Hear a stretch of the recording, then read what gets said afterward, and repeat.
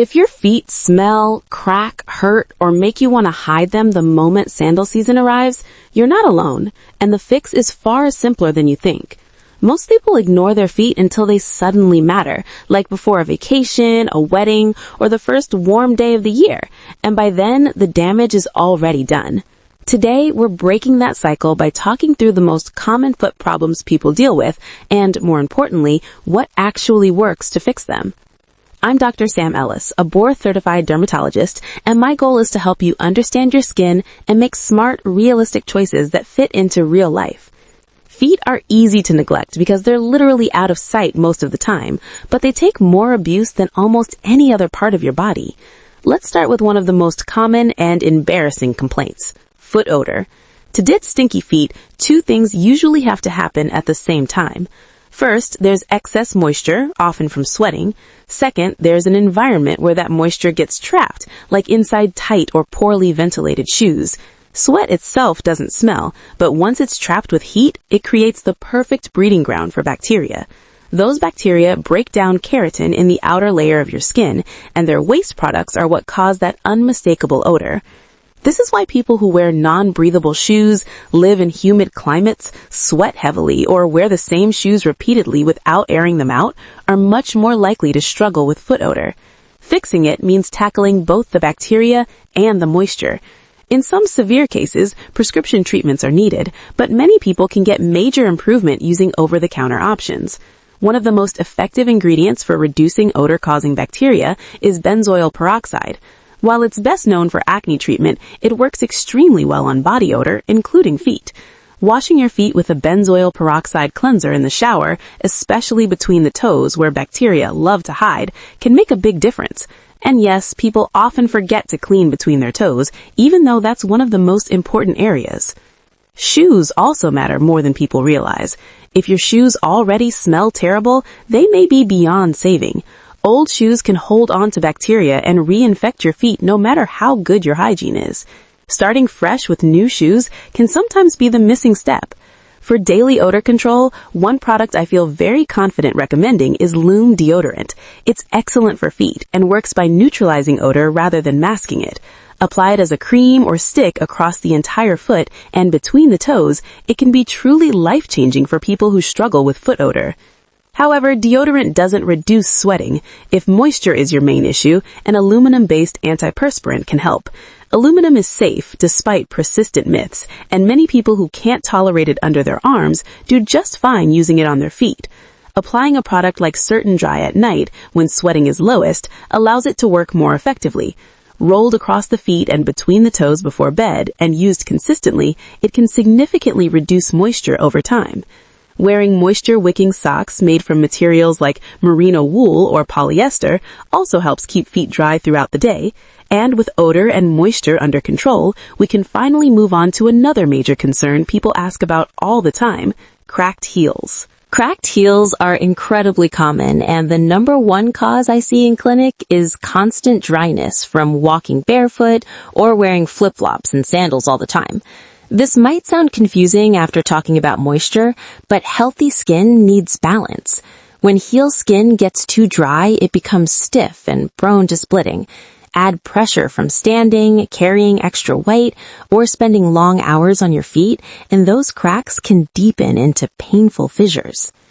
Part of fixing cracked heels is changing habits. Wearing socks or slippers around the house helps prevent excessive drying while still avoiding too much moisture. The other essential step is regular moisturizing. Many people underestimate how often their feet need hydration. Using a cream consistently is what keeps results long-term. A great maintenance option is CeraVe SA Cream, which contains salicylic acid to gently exfoliate and lactic acid to hydrate. It's excellent once heels are mostly healed, but deep cracks often need something stronger. For repairing cracked heels, one of my favorite products is Carousel Intensive Foot Repair. It's an ointment you apply at night, and the results are often noticeable after just one use. That immediate improvement helps people stay consistent, which is key. Another option that many find oddly satisfying is the baby foot peel. After soaking your feet, the dead outer layer peels off over several days. It's gross but effective, and it often jumpstarts better foot habits because no one wants to walk barefoot while their skin is peeling. Covering products with socks helps them work better by trapping moisture, though not everyone likes sleeping in socks. Heel socks that leave the toes exposed are a more comfortable alternative and still provide the occlusion needed for healing. Gentle exfoliation also helps, and a pumice stone used after bathing can smooth thick skin. The key is not to overdo it and always follow exfoliation with moisturizer. For deep fissures that won't close, liquid bandage solutions like a small amount of superglue can actually help hold skin together while it heals. Applied carefully and allowed to dry fully, it prevents the crack from reopening with each step. Once heels are under control, attention often shifts to another source of embarrassment: thick, yellow, or discolored toenails.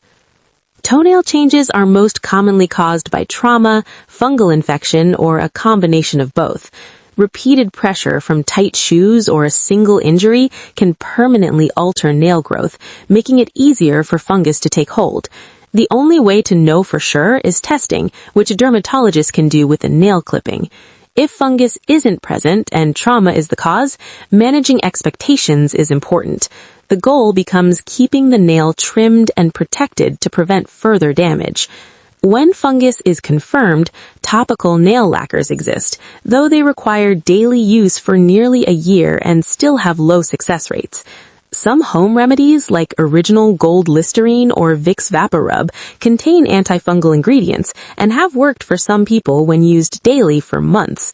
The key is watching for healthy nail growth from the cuticle, not expecting the old nail to change.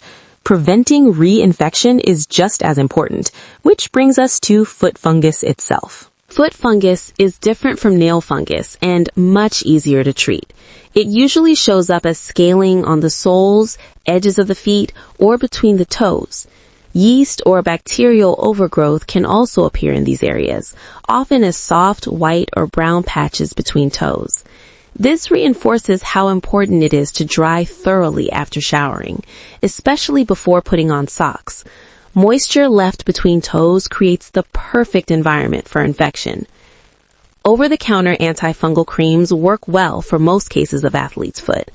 Ingredients like terbinafine or butanafine are very effective when applied nightly for a couple of weeks to all affected areas, including between toes.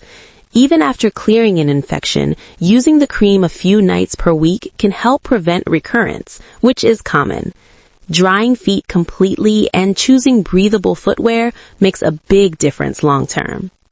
People often wonder why some individuals are prone to foot fungus while others aren't, even when living in the same household. The answer likely lies in differences in skin microbiome and immune response. While foot fungus is contagious, exposure doesn't guarantee infection. Good hygiene and consistent care reduce risk significantly. The final topic worth covering is blisters. When it comes to blisters, prevention is everything.